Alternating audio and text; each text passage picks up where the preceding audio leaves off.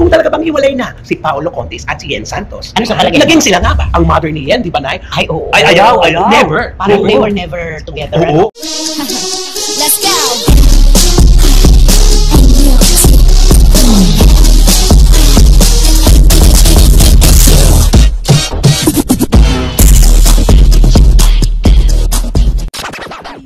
Naku, eto na naman. Mainit na pinag-uusapan. Kung talaga bang hiwalay na si Paolo Contis at si Yen Santos. Ano sa palagay mo? Naging sila nga ba?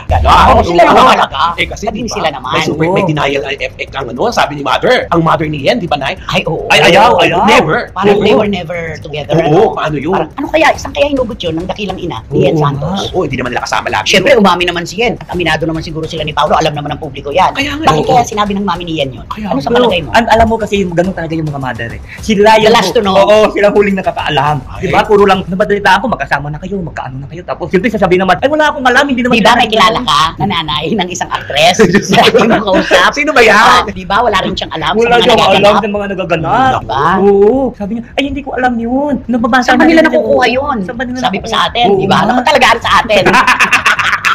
Nakakatawa Oo talaga, nga. di ba? Kasi ganun man talaga yung mga mother. Hindi, tsaka kontra daw ang pamilya, lalo na ang nanay ni Yen kay Paolo Contis. Ah! Hindi kasi, galing si Paolo sa dalawang relasyon na meron siyang mga anak at balitang-balita na hindi niya pinananagutan, hindi niya sinusustentuhan. Natural lamang po sa mga magulang ang magmalasakit sa kanilang anak. Mhm. Ganun yun eh. Tama. Baka iniisip siguro ng pamilya ni Yen, baka katulad din ng dalawa ang maging kapalaran mo. Ay, oo. Inanakan lang pagkatapos hindi naman binigyan ng Sustento. sustento. Kasi nga may- walang responsibilidad. May yung history kasi, Oo, yun ang oo. nakakaano. Actually, yung history talaga, kapag kaya ang lumaro Oo. sa isang usapin, talo eh, no? Nega ang dating mo talaga. Mahirap paniwalaan yung this time kasi magbabago na siya. Okay, Di sa ba? malaking Sa sugal totoo kasi lang. yan eh, sugal. Oo. Susugal ka Oo, talaga dyan. oo. Baka sakaling pag-asa akin magbago.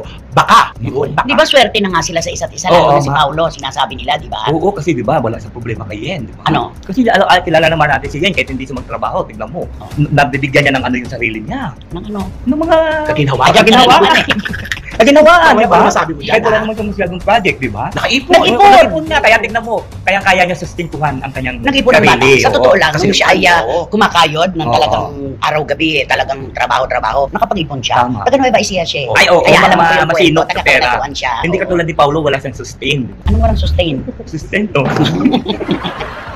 Asa na tayo? Yeah, ano, kay Paulo. Paulo Contis. Talaga pinaalala niya kay Paolo. Kay Paulo, wala siyang sustain. Hindi, ang sabi naman ng manager niya, baka nagkasawaan na. Ay, Obvious Maaaring. naman yata. Mm. Pero sa bagay, may mga pangyayari sa mga artista yung nagising na lang ako na wala na akong nararamdaman. Ay, ganun. I just woke up one day, I don't love him or her anymore. Oo, kasi hindi, meron. Nangyayari yun eh. Pwede. At saka di ba yung babae, ang pakiramdam ng babae kasi kung walang plano ang lalaki para sa akin, Oo. ano pa para tayo Bakit pa ako? mag-stay? Oo. Di ba may ganun kasi, Oo. di ba mga kwento? Siguro ganito ang nangyari doon. Kasi nga, di ba, isipin mo, ang dami na naging karelasyon. Lahat yun, parang laging walang plano. Tapos pagdating sa kanya, eto na. May mga babae na kahit ganun ang alam nila, natatakpan ng pag-ibig yung kanilang mga mata. Oo. Pero dumarating din yung punto po sa babae na nauuntog siya sa katotohanan. Oo. Ganun yun. At saka may mga babae naman na nag-aantay lang kung anong sasabihin ng lalaki. di Yun. ba? Ay, sa kahihintay, Oo. naisip niya, Oo. parang hindi naman ako prioridad nito. Ayan, ang ano. daming ganyan. Totoo. Lampas isang dekada ang naging relasyon pero nagkahiwalay. Wala. At merong nagpakasal pagkatapos ng 3 buwan, naghiwalay rin. Ang hirap talaga. Walang makakataros sa pag-ibig, Correct. ano? Kaya itong kay Paolo at kay Yen, palagay ko hindi naman totoo to. Kasi malalim na yung pundasyon Oo ng nga. pagmamahalan nila, di ba? Kaya nagsalita si Paulo eh. Next time daw, kasi sabi niya, Yung next time. sabi niya next time, pag umibig ako ulit, gawin ko na yung sikreto. Ano? Hindi, ang Oo. sabi niya kasi, kailangan itago. Kasi Oo. parang alam na alam nyo naman ang mga Lahat. nangyayari, Oo. lahat-lahat. Totoo naman. Totoo naman yun. Dapat meron din silang nakalaan na kapribaduhan para sa kanilang relasyon. Yes. Kaso, yung mga ganyang salita, nabibigyan po ng ibang kulay. Ayun, No, tama. interpretasyon, di ba? So, at saka kasi yung pagbura-bura kasi lahat yan, Oo. ng mga pictures nila. Di ba isipin mo, talagang may something siguro na Pero may kwento rin naman ng iba. Oo. Na kaya binubura, kaya nag-unfollow para pag-usapan. Ay, isa din yun. Diba? Bulo-bulo na nga. Kaya tatanong ko sa tayo Kung papunta. galing nila. Totoo yan. Hindi natin alam talaga kung saan tayo pupwesto at sinong paniniwalaan natin, Oo. di ba? Kailangan talaga balansin natin kung lahat ng mga narinig natin at yung pinanggagalingan ng mga kwento. Ay, Lalo na, pumalaot pa yung kwento na si Paulo sa tagal niya sa pagiging artista ni hindi nakapagpundar ng bahay. Ay, ayun. Nakatira sa kanyang nanay. Oh, yes. Di ba? Oo. Pero mabuti na rin naman yun dahil yung mami niya nakakasama niya. isa yun, maganda Oo, yun. maganda yun. Pero magtatanong ang iba, bakit? Di ba? May mga bakit yan eh. Bakit si Alden ang aga-aga nakapagpundar kagad? Ayun. Hindi natin may iwasan talaga magkumpara. Si Daniel Padilla nga, ba meron din na ipundar.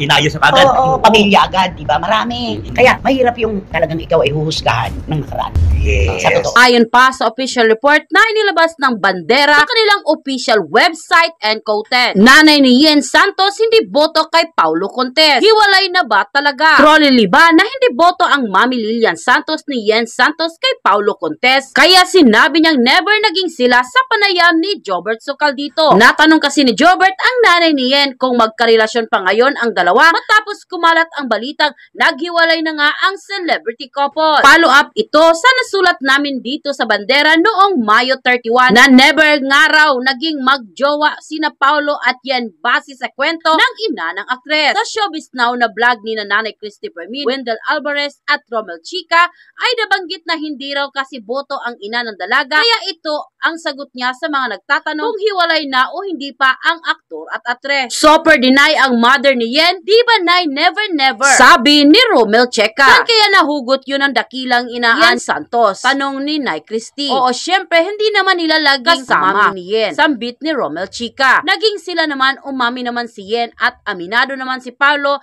at alam na naman ng publiko yan. Bakit kaya nasabi ng mami ni Yen yun? Ano ba sa palagay mo? Sabay baling kay Wendell, pahayag ng bitiranang manunulat at online host. Ganon talaga ang mga mother na wala silang alam. Kaya pag nagtanong ay wala akong alam. Diin naman ni Wendell. Hirit ni Nanay Christy, saan ba nila nakukuha yun? Sabay biro ni Nay Christy kay Wendell na may kachika itong nanay isang artista, ganito rin ang katwiran na wala ring alam ang ina nang may karelasyon ang anak na laging sinasabi pa na saan ba nila nakukuha at nababasa yon. Sabi pa sa atin. Parang knows naman kung sino ang pinagtutungkulan ng mga host. Anyway, gusto rin naming idagdag na naging si dating Governor Chavit Singson noon tinanong ng press tungkol sa chismis sa kanila ni Yen.